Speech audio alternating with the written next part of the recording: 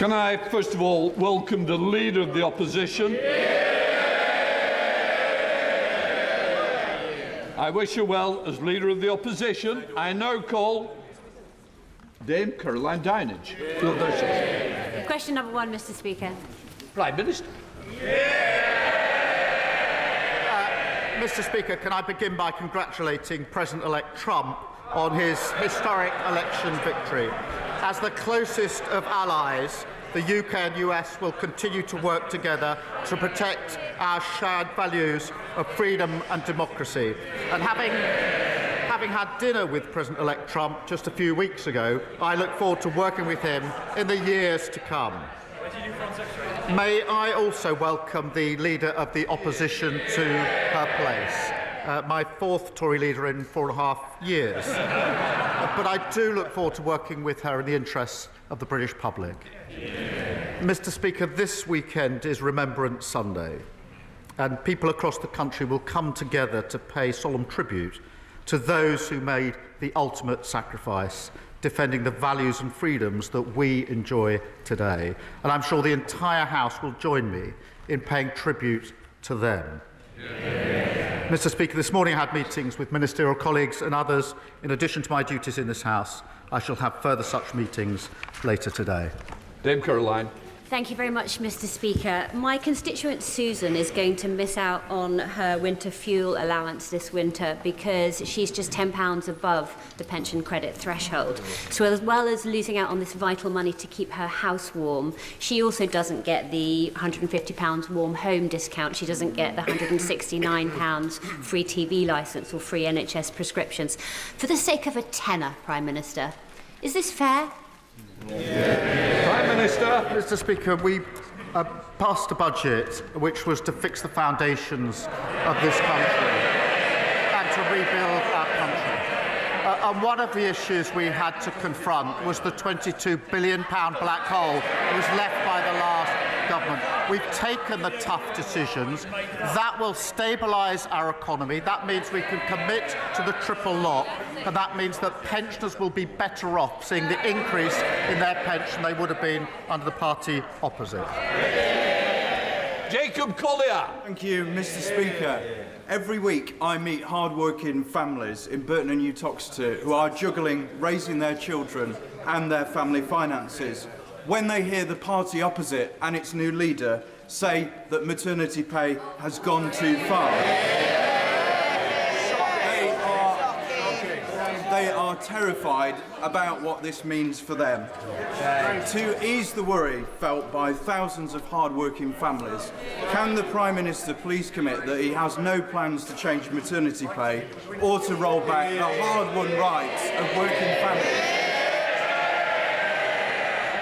Well, I thank my honourable friend for his question. He's a champion for families in his constituency. My answer is simple: yes. And I don't agree with the Leader of the Opposition when she says that maternity pay is excessive and that it's gone too far. I come to the Leader of the Opposition.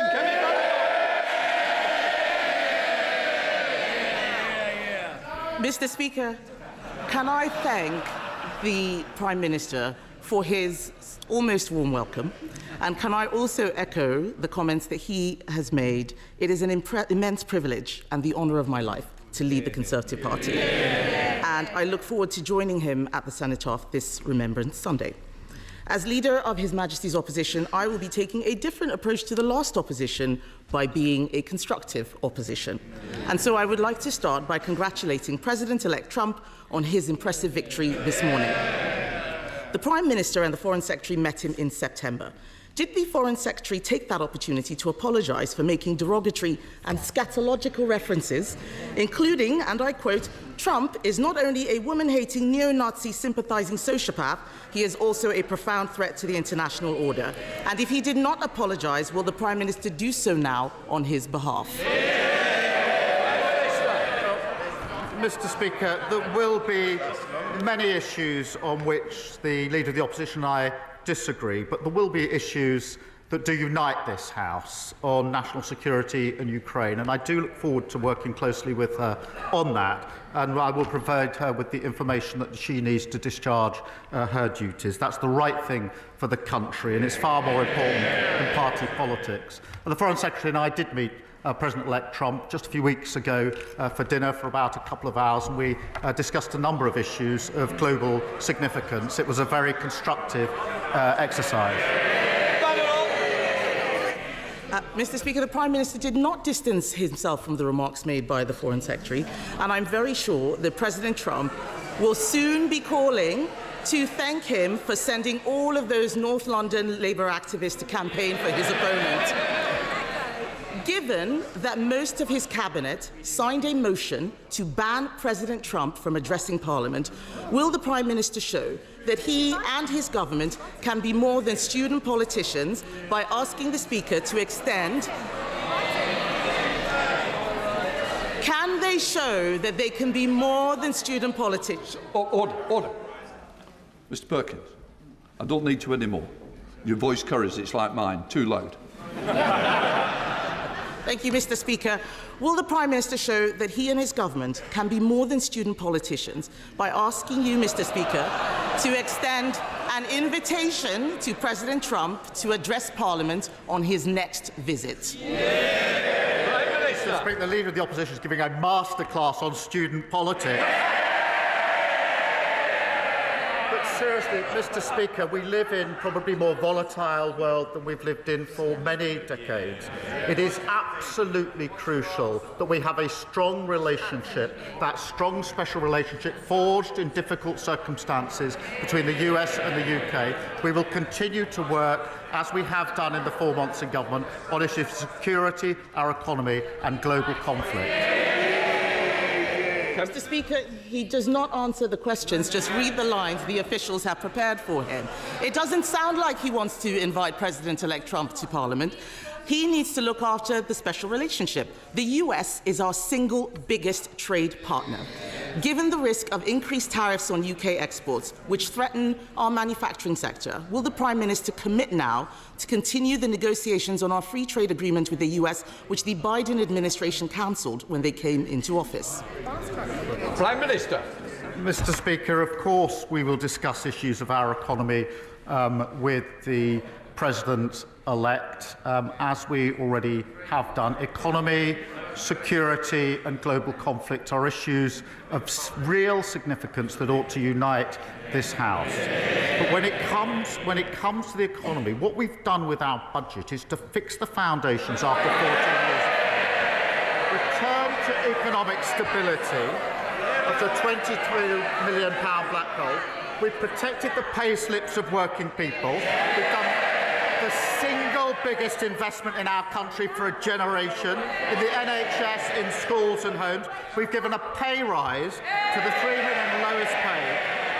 If she's opposed to that investment or the pay rise for working people, she's a straight talker as I understand it, perhaps she should say so. Mr. Speaker, discuss, chat. He has no plans whatsoever.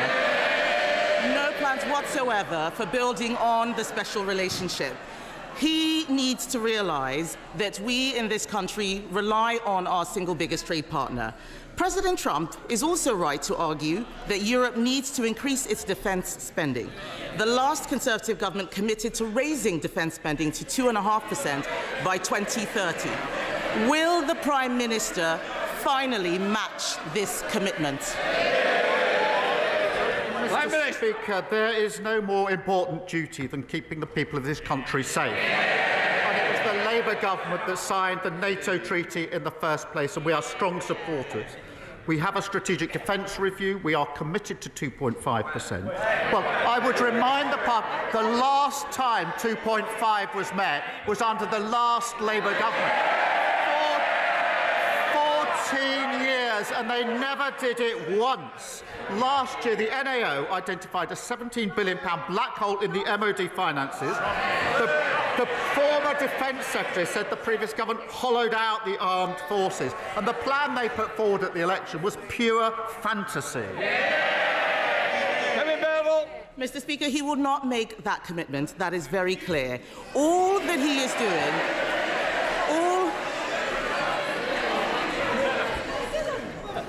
I'm going to hear the questions. If the people who don't want to hear it, they can leave now. Come on.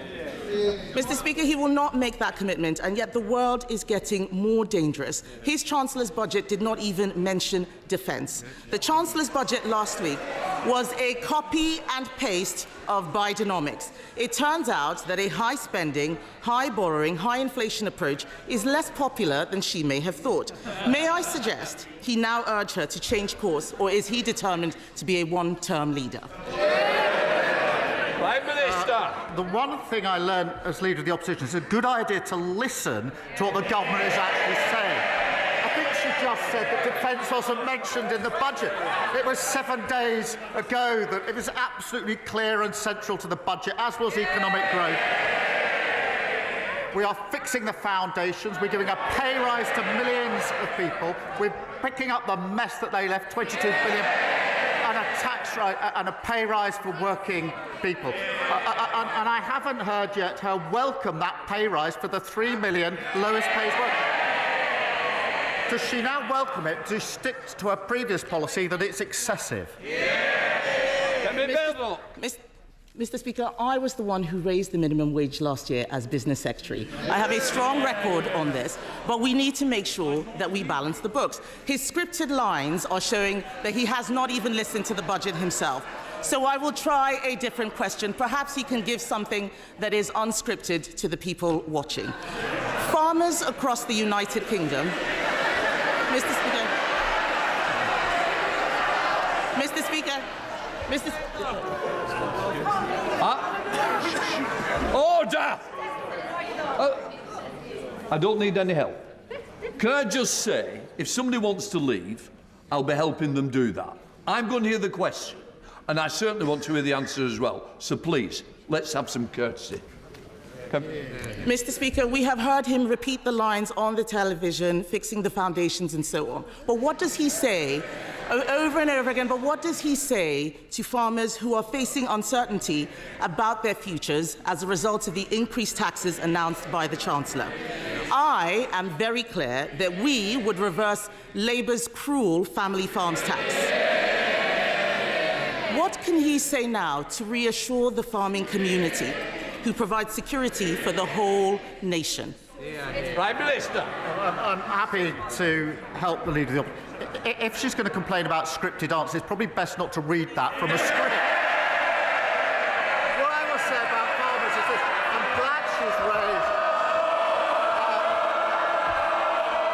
I'm glad she's raised farmers, because the budget last week put £5 billion over the next 2 years into farming. That's the single biggest increase, unlike the £300 million, which was underspent under the last government. And when it comes to inheritance, the vast majority of farmers will be unaffected, as she well knows, as they well know. But that budget was about fixing the foundations, fixing the whole 22 billion that they left, and investing in the future of our country, investing in our NHS, investing in our schools, our hospitals and our homes. And I'm proud that that's the investment work. And if they oppose it, they should go out there and tell their constituents they're against that investment in the future of our country. That's the difference. A Labour government taking us forward. They're stuck in the past. Thank you, Mr. Speaker. I'm going to hear Matthew Patrick. Mr. Speaker, Emily left her ex, but the abuse did not stop. He stayed in their home, cancelled the mortgage contributions and destroyed her credit score. Now she cannot even take out a mobile phone contract. Surviving economic abuse and UK finance have made progress tackling this issue, but more has to be done. Will the Prime Minister and his government work with me to introduce new provisions so that we can restore the credit files for survivors of economic abuse like Emily? Well, I thank my honourable friend for raising this really important issue, because economic abuse has a devastating impact on victims, leaving them vulnerable and isolated. And we are committed to ending this national emergency and keeping women safe from domestic abuse, harassment and stalking. And, Mr. Speaker, that includes £200 1,000 this year to the charity Surviving Economic Abuse, and HMRC have launched an online tool to help charities and businesses identify and respond to economic abuse. And I'll make sure he has a meeting with the relevant minister. Leader of the Liberal Democrats, Sir Ed Davey. Can I join the Prime Minister in his comments about Remembrance Sunday? We must always remember the brave British men and women who gave their lives for our country. And can I join him in welcoming the Conservative leader to her place? And can I congratulate her on becoming the first black leader of a UK-wide party, a major and historic achievement?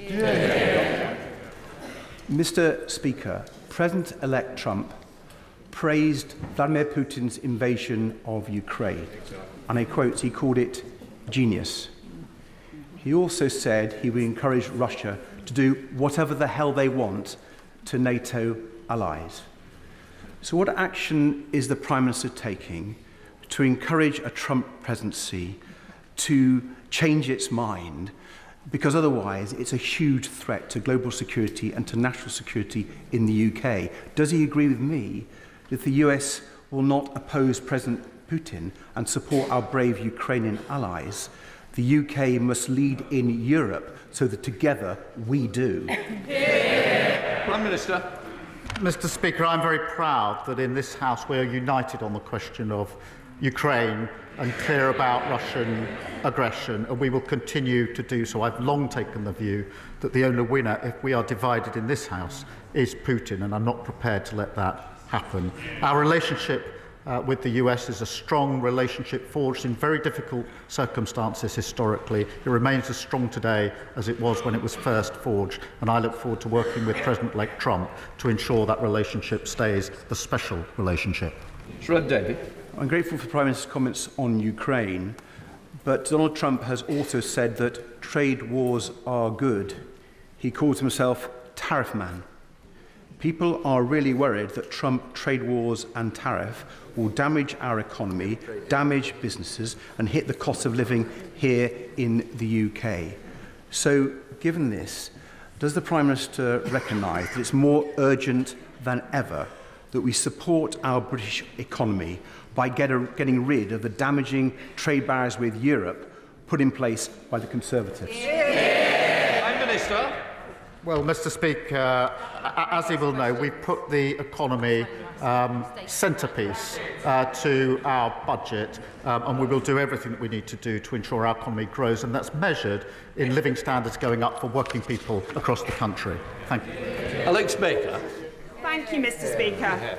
There are so many families across Aldershot and Farnborough who have struggled for years to get their children the need they help with special educational needs. It is therefore shameful to read misguided claims that autistic people may well get better treatment and receive economic privileges and protections made by the Leader of the Opposition. Will the Prime Minister stand with families of autistic children and distance this government from those awful words? Mr. Speaker, I'll leave the Leader of the Opposition to respond to those words. As the recent NAO report exposed, under the previous government, children with SEND were being failed by the system, and this has come up, I think, now 5 times in the last 2 or 3 weeks at PMQs. It's clearly a serious issue. Our focus will be ensuring every child receives the right support to succeed in their education. So is that Eastwood? Mr. Speaker, Prime Minister, Northern Ireland is considered one of the most dangerous places in Europe to be a woman. In the last 4 years, 24 women have been killed. But one of the most dangerous places for women and girls is online. I also want to pay tribute to the work of Belfast and Lisburn Women's Aid, who are tireless in their advocacy for women. So what is this government doing to keep women and girls safe online, not just in Lagan Valley, but right across the United Kingdom? Prime Minister. Well, the right honourable member is right to draw attention to this issue. Misogyny and abuse, both online and offline, causes horrendous harm to women and girls across the UK. And can I just commend her honesty and bravery in speaking out about her own experiences and her dedication to creating safe spaces for women in her constituency. We must create a safer world online for women and girls through the Online Safety Act, mitigating the risk of illegal content and activity which is abusive or incites hatred. Bill Coyle. Everyone in Southwark will benefit from the positive measures in the budget last week, especially the thousands on the minimum wage getting a real terms increase to help themselves, help their families and help the economy. But the new leader of the Tory party, this week's leader, is on record as saying she wants to scrap it, having seemingly learnt nothing from July. Will the Prime Minister pledge to protect the minimum wage and increase it in this Parliament as finances allow? Prime Minister. Mr. Speaker, the last Labour government transformed the labour market with the national minimum wage, something which was opposed by the party opposite at the time. And sadly, they don't seem to have changed. I was surprised by the comments of the Leader of the Opposition. I was surprised to see the new Shadow Business Secretary say the minimum wage, and this is a quote, something legislators pass to make themselves feel good. I disagree, and I'm very proud of the fact that this Labour government has raised wages for 3 million of low-paid workers, and I expect the party opposite to welcome that. George Freeman. Thank you, Mr. Speaker. After 14 years shaping the UK's long-term strategies for life science, agri-tech, fusion and space, I welcome the government's industrial strategy.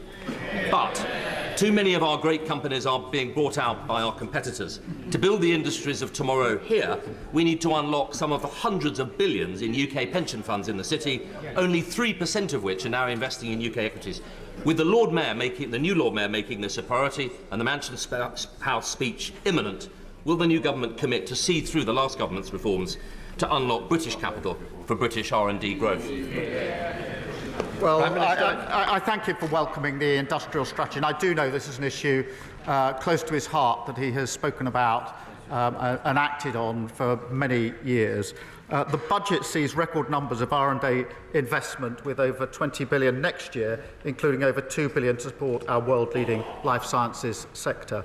And through the British Growth Partnership, we'll crowd in pension funds investment to support innovative business. And we've launched our landmark pensions review to unlock the billions of investment into the UK and boost growth and living standards across the country. Thank you. Catherine Brooks. Mr. Speaker, as the Chancellor said last week, we were left a toxic legacy by the previous government, including rivers filled with polluted waste. Will the Prime Minister put the River Wye into special measures by designating it a water protection zone? And will he meet with me and the excellent cross-border Wye Catchment Partnership to deliver their plan to clean up the Wye? Prime Minister. The River Wye is one of our most important, iconic rivers, and we are working closely with the Welsh Government on this pressing issue. A destruction of our waterways should never have been allowed, and that's why we launched a Water Commission to attract investment and speed up infrastructure delivery. And we introduced legislation to enable tougher penalties and severe fines to crack down on polluters. I will make sure that she gets a meeting with the relevant minister. Power of the House to Lee. As a good lawyer, I know the Prime Minister will want to listen to the evidence. So if the evidence mounts from experts in organisations such as the NFU that smaller family farms of average size, 250 acres, are going to be severely impacted by this tax, will, in a spirit of compromise, will he listen to the evidence, keep an open mind, and perhaps be prepared to raise the thresholds to preserve our family farms?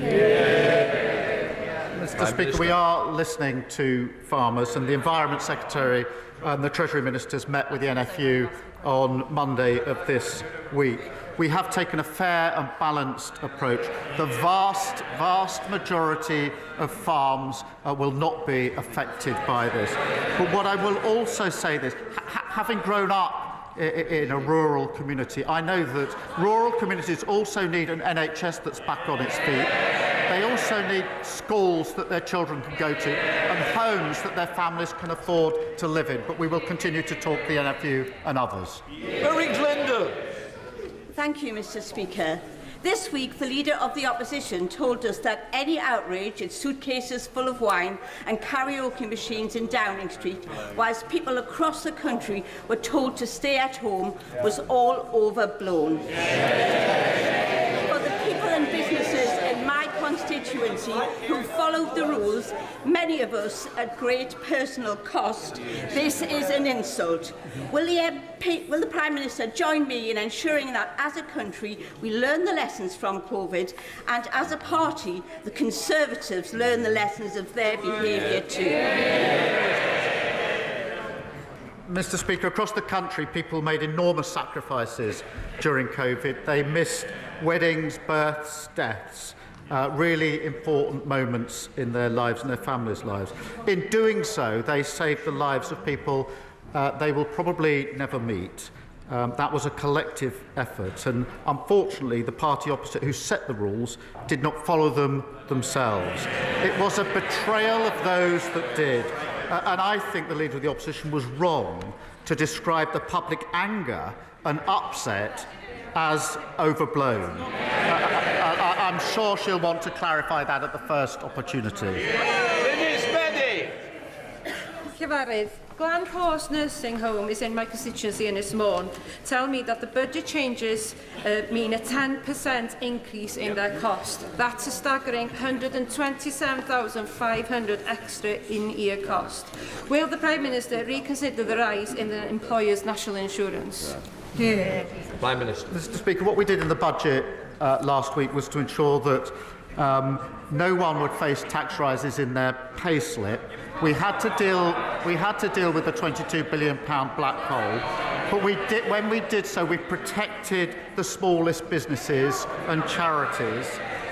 We doubled the employment allowance to £10,500. That means that 40% of employers won't pay employers' NICs. Companies with 4 employees or less on a minimum wage will pay no employer NICs at all, and half of businesses that pay NICs will see no change or pay less after the budget. Thank you. Bill Brickle.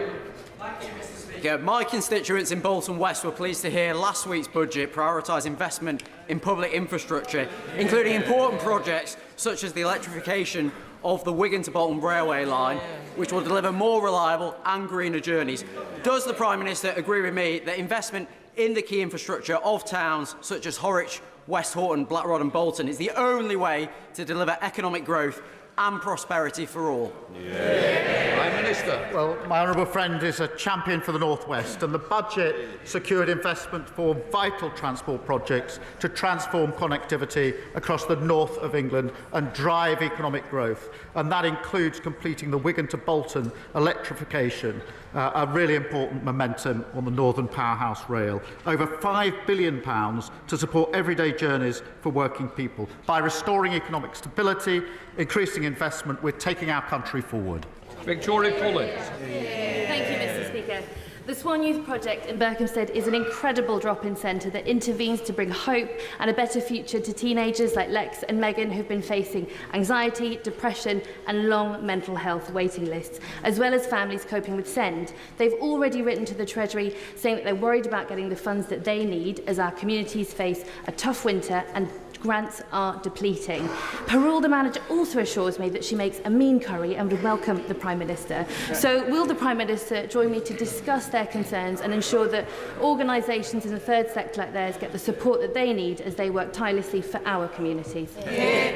Prime Minister. She'll be pleased now. I've been to Berkhamsted a number of times. We've got very good friends who live there. And I want to pay tribute to the work of the Swan Youth Project, because too many young people, she's cited some, are struggling with mental health and not receiving the support that they need. And that's why we will recruit an additional 8,500 mental health workers and are introducing reforms to the Mental Health Act, long overdue, and that's happening today. Of course, we will also put more money into SEND, but we also need to look at reforming SEND, something that I think and hope will be supported across this House, and I'll make sure she gets a meeting with the relevant ministers about that.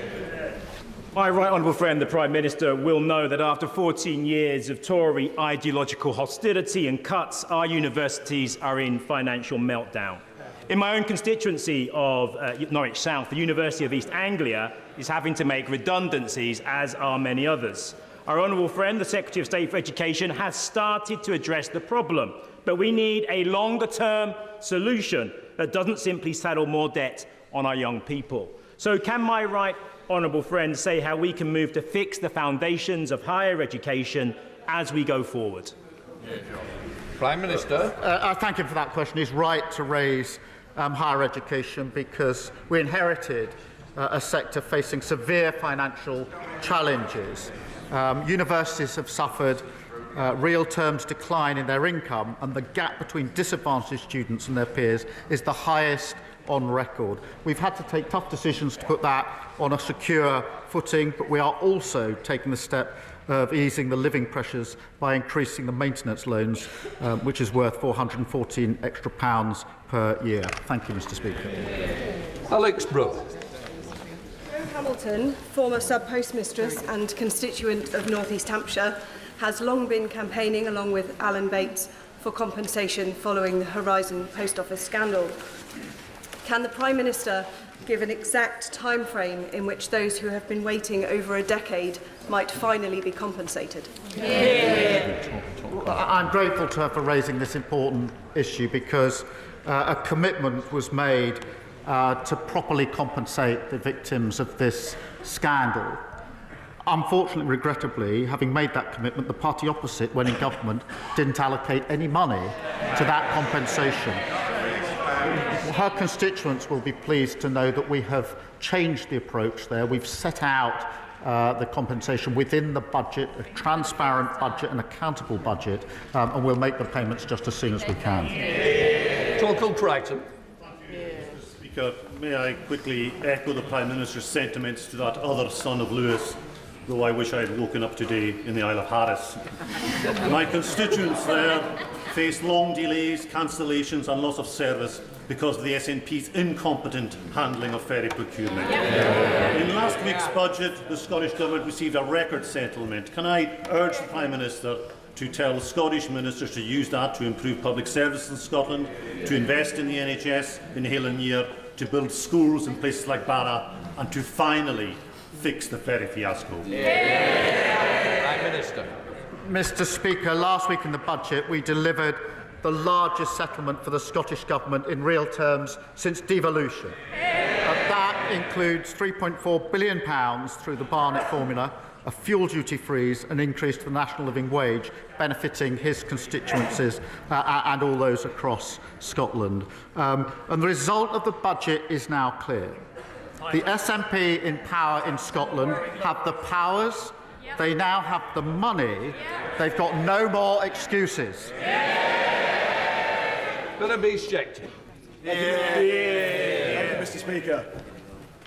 Does the Prime Minister really think it is acceptable for a backbench MP to suggest that the Leader of the Opposition represents white supremacy in blackface and is the most prominent member of white supremacy's black collaborator class, with all the race traitor innuendo that carries? And if he doesn't, why hasn't he removed the whip? Prime Minister. No, I don't. John Slinger. Thank you, Mr. Speaker. As a semi-retired violinist and rock musician asking a semi-retired multi-instrumentalist, I feel confident that the Prime Minister shares my belief in the importance of music education. Does my right honourable friend agree with me that as we unleash the potential of our country, we must invest in the educational infrastructure of creative arts subjects so that they're accessible to all?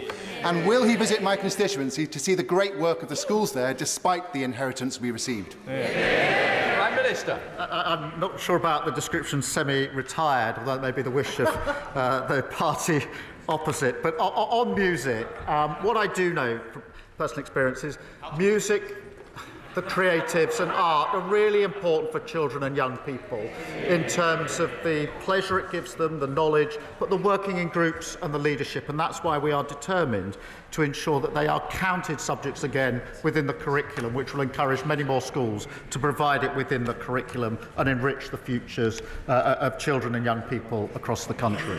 James Cleverly.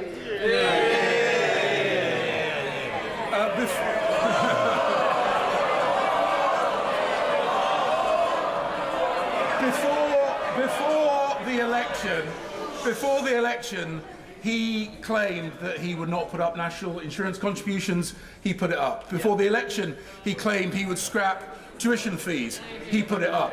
Before the election, he said he would not tax family farms. He's taxing family farms. Will he address his party's growing reputation for dishonesty by making good on his commitment to close the Wethersfield Asylum Accommodation Centre in my constituency? Mr. Speaker, we're keeping the promises we made in our manifesto. His problem is he can't add up. If he could add up, he might be down here rather than up there, and we'll take up the issue in his constituency. Douglas McAllister! Thank you, Mr. Speaker. Monday of this week marked the 7-year anniversary of my constituent Jacktar Singh Johal's arbitrary detention in India. Can the Prime Minister assure me that he and his government will do all they can to secure his immediate release and bring him home? Yes, we're absolutely committed to pushing the Government of India on this really important case. And the Foreign Secretary has raised it and will continue to do so, and we'll make sure that we speak to him as we do. Right, that completes Prime Minister's questions.